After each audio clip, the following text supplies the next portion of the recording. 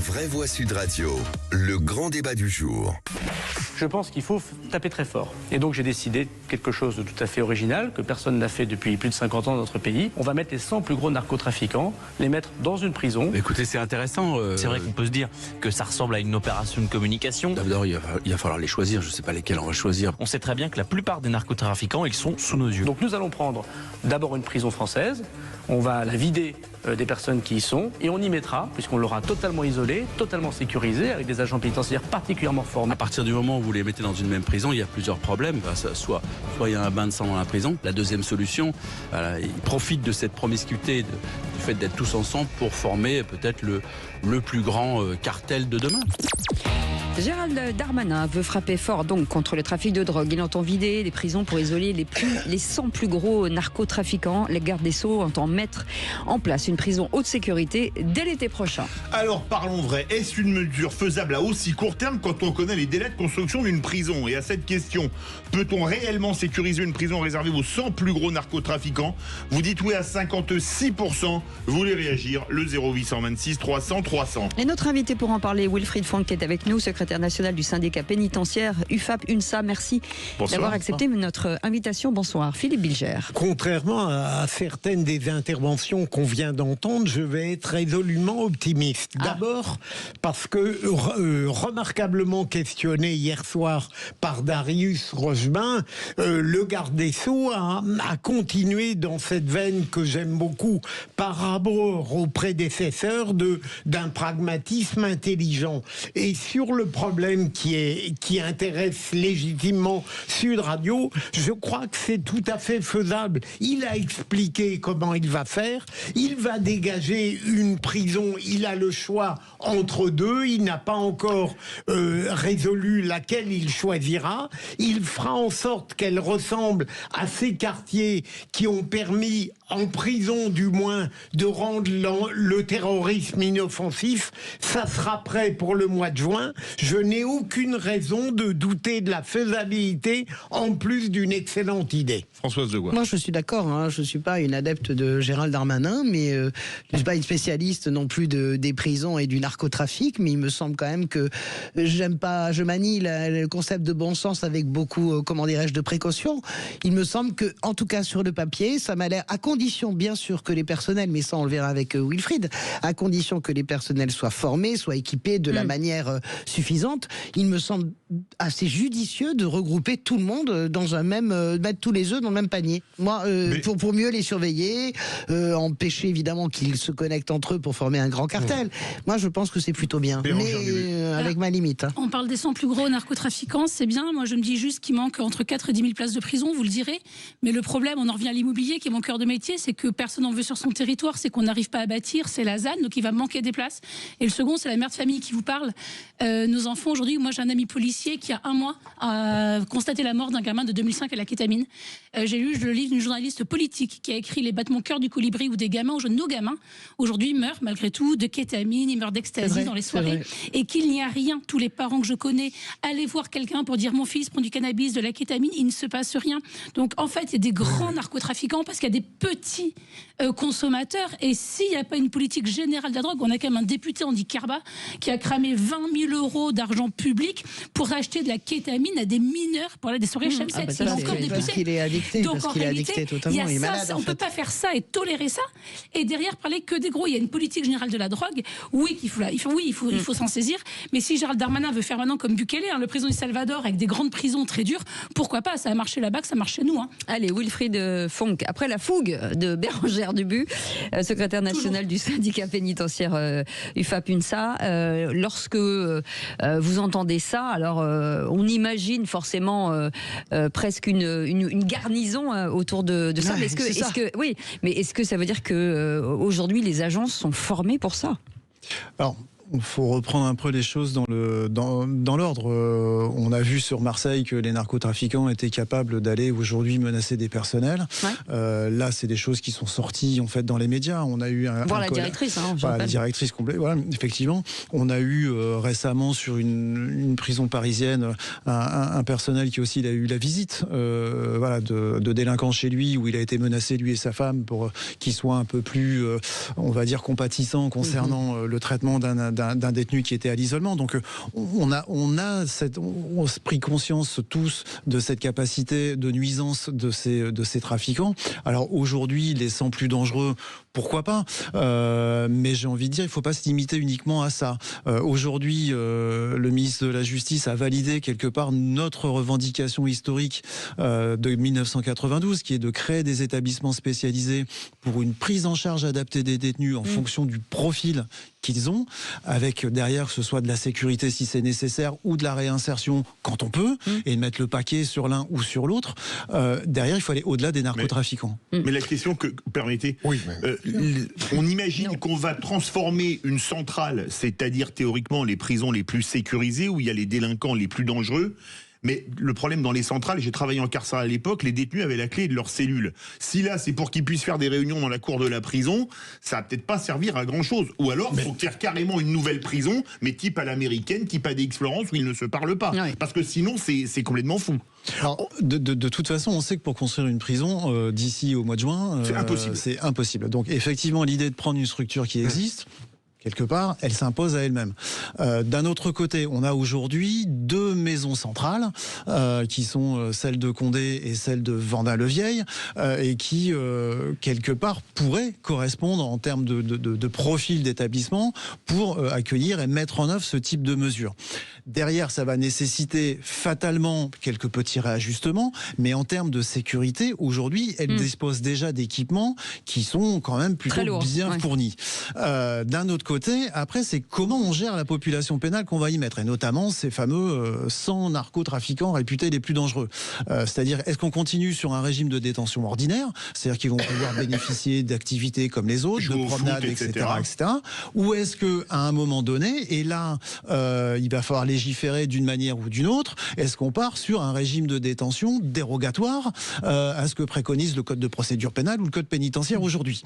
C'est-à-dire dérogatoire, c'est-à-dire on les met au secret, ils ne se parlent pas. Alors, comment ça fonctionne? Parce que là, attention à l'état de droit aussi. C'est ça, c'est au législateur aujourd'hui de définir les choses, mais il est évident qu'on ne pourra pas avoir, j'ai envie de vous dire, le beurre et l'argent du beurre. C'est-à-dire que soit aujourd'hui, on reste arc-bouté sur des principes généraux, type des conditions dignes et humaines de détention, mais on est condamné régulièrement pour ça, vous savez un peu très plus, un peu moins, j'ai envie de dire, maintenant on a un peu l'habitude. Oui, mais enfin, c'est pas bien non plus. Mais d'un autre côté, est-ce que on fait pas aussi preuve de pragmatisme, parce qu'aujourd'hui, il en faut, et le principe qu'il va falloir établir, c'est la sécurité des établissements, la sécurité des personnels, et derrière, fatalement, la sécurité publique. Oui. Philippe Bilger. Mais au fait, j'ai l'impression, à écouter le garde des Sceaux, ce qu'il veut, c'est radicalement, si c'est possible, calquer le régime qu'il prévoit pour les narcotrafiquants sur le régime du terrorisme, qui a permis d'empêcher le fait que du terrorisme soit commandé, inspiré de l'intérieur des cellules. Il n'y a aucune raison pour que ça ne marche pas. Il a rappelé hier également que les grands narcotrafiquants ne se trouvent pas en France, mais ils peuvent tout de même inspirer les subordonnés qui se trouvent dans les cellules et qui font commettre le pire. Donc je n'ai aucune raison, à partir du moment où le personnel pénitentiaire valide profondément cette initiative, que ça ne puisse pas marcher. Oui, mais le problème, c'est que les grosses têtes sont identifiées et toutes les petites mains ne le sont pas, en fait. Est-ce que la force, elle n'est pas à l'extérieur de ces prisons? Là, la vraie question va se poser. C'est-à-dire qu'effectivement, si ça a fonctionné... Quand les personnels vont rentrer chez eux. En partie pour le terrorisme, parce que faut pas oublier que les terroristes, au départ, ils étaient quand même disséminés sur l'ensemble du territoire et éclatés dans toutes les structures. En 2018, on a décidé de faire autrement et de les regrouper dans des quartiers dits de prévention de la radicalisation, mais tous n'y sont pas. Et on continue malgré tout à disséminer le reste sur l'ensemble de la France. On sait que ça marche pas. Les disséminer, ça marche pas. Nous, déjà en 2015, à l'UFAP, on demandait un établissement spécialisé pour y incarcérer tous les terroristes islamistes de France. Aujourd'hui, bon, voilà, le ministre a repris un peu cette idée-là. Mais il faut que ce soit bunkérisé. Oui, bunkérisé, mais après, il faut savoir ce qu'on veut. Est-ce qu'on est pragmatique ? Est-ce qu'on fait preuve de bon sens? Et jusqu'où on pousse les choses? Mais est-ce que c'est pas plus facile d'attaquer une prison en sachant qu'à l'intérieur il y a tous ceux qu'on a envie de voir sortir, plutôt que des têtes cachées dans des prisons, entre guillemets? Il est évident, quand on les rassemble au même endroit, effectivement, voilà, c'est quand même beaucoup plus simple pour les faire sortir tous en même temps. Ouais. Mais c'est Ils sont aussi concurrents charge. aussi. Hein. Tu sais, on oublie quand même qu'ils ont des haines et des business quand même concurrents, que même malgré tout. Pardon. Charge aussi derrière on à le sait, l'État. quand c'est pour le bien de la drogue, ils sont tous copains. Et puis ça, il n'y a pas seulement le fait de les mettre dans les mêmes cellules, il y a tout un ensemble de modalités qui seront mises en œuvre. Bien sûr, anti-drone. Bien sûr, Bérangère voulait notamment. réagir. Non, je vais juste réagir sur ce que vous disiez sur les conditions de détention, parce qu'effectivement, mettre 100 narcotrafiquants très dangereux qui peuvent communiquer entre eux dans des conditions de détention normales, ça ne fonctionnera pas. Et dès lors qu'on va mettre des conditions plus dures d'isolement de secret, on va avoir toutes les associations qui vont plaindre ces pauvres chouchouillous. Ces pauvres chouchouillous qui sont en train de tuer nos gamins, qui sèment la mort partout, qui gangrènent tout. Donc il va falloir qu'on se pose quand même des questions. C'est bien de vouloir les mettre ensemble. Est-ce qu'on va avoir enfin le courage de prendre les bonnes décisions, les conditions de détention, et pour sécuriser les gardiens? Allez, 0826 300 300, Jean-Pierre, vous vouliez réagir? Oui, je vais réagir tout simplement avec un mot qui est employé depuis quelque temps, à savoir qu'il faut faire la guerre aux narcotrafiquants. Est-ce qu'on se donne vraiment les moyens de faire la guerre? Voilà, donc moi je crois qu'une prison spécialisée avec des conditions extrêmement dures, mais très très très très dures, d'isolement total, c'est la base.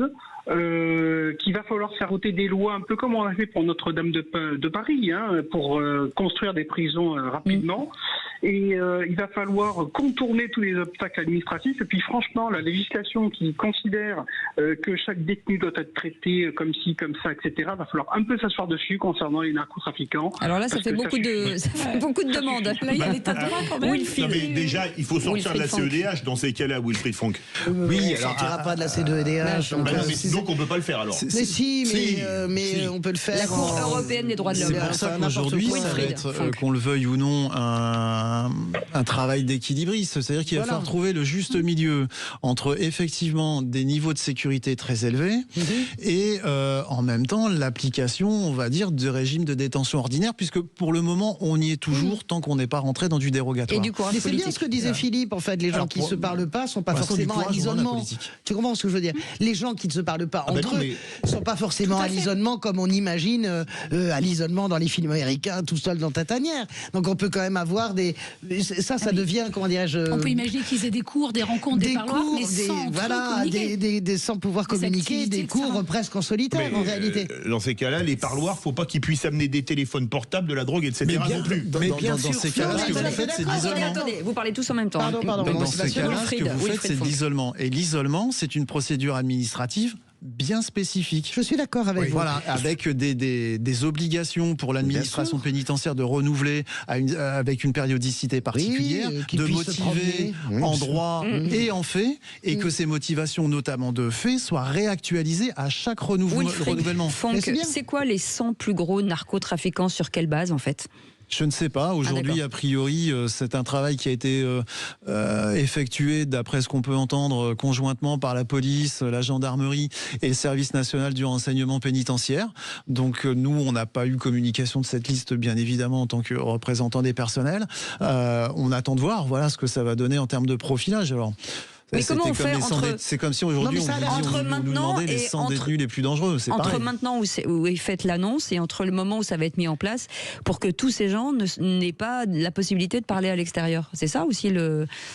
c'est sûr qu'il va falloir un certain delta avant que ça se mette en place. Alors aujourd'hui, on a l'échéance de l'été, mais pour autant, est-ce que cette échéance de 5 ou 6 mois, est-ce que ça doit nous empêcher finalement d'envisager des choses ou de faire des choses? Soit on continue à se trouver des excuses et on fait rien, soit effectivement là, on a le sentiment qu'on a un garde des Sceaux qui a envie de faire bouger les lignes, et en ce cas-là, on appuie sur le champignon et puis on avance. Non, mais ce que j'aime, c'est que vous avez donné 2 indices, parce que depuis quand même ce matin, depuis hier soir, je me demande, mais c'est quoi les centrales? C'est lesquelles?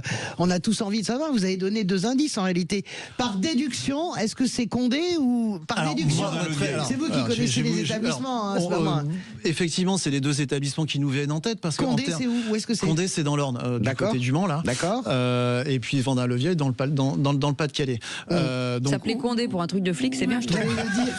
C'est complètement dingue. C'est prédestiné, en fait. Donc effectivement, c'est 2. Par déduction. C'est 2 parce que ce sont les établissements les plus sécuritaires, les plus récents. Voilà. Donc effectivement, pour Il y a 100 nous, places là.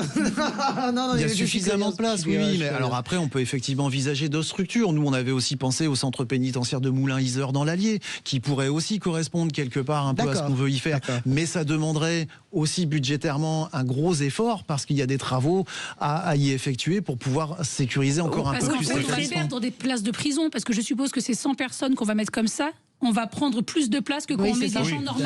Non, donc parce en fait, que sur l'effectif en fait de la structure qui est envisagée, donc soit l'un soit l'autre. Pour nous, grosso modo, on est sur une voilure identique. Donc on va pas perdre plus de place. Le vrai sujet va être: que va-t-on faire des détenus qu'on va retirer d'un établissement? Où va-t-on les affecter et sur quels critères? Wilfried Funk, dernière question. Est-ce que ça veut dire que sur des établissements comme ça, avec les 100 plus grands, machin, est-ce que ça va, en matière de sécurité, pour les alentours, est-ce que ça va changer les choses aussi? Alors ça va sûrement changer les choses, oui, parce que la vie des citoyens autour. Forcément, le profil va faire que les gens qui vont venir rendre visite à ces gens-là, peu ou prou, pourront appartenir eux-mêmes au réseau dont il est lui-même le chef. Alors après, est-ce qu'il y a des choses, encore une fois, qui vont évoluer, notamment par ordonnance, parce que si le ministre veut prendre des décisions sans avoir à légiférer, il faudra qu'il passe par ordonnance, il n'aura pas le choix. Donc derrière, à voir effectivement les évolutions en termes de régime de détention. Merci beaucoup Wilfried Funk, secrétaire national du syndicat pénitentiaire UNFAP UNSA. On va vous garder pour le qui c'est qui l'a dit. On va voir si vous êtes bon sur les phrases. Ça va vous détendre. Il est bon un petit sur peu. les prisons déjà.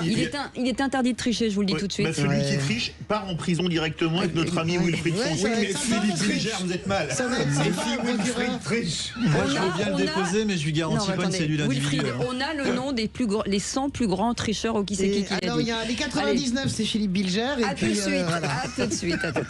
Sud Radio, votre attention est notre plus belle récompense. C'est vraiment agréable d'entendre une radio aussi joyeuse, même que ce soit le 7h du matin et le soir, c'est excellent. Sud Radio, parlons vrai.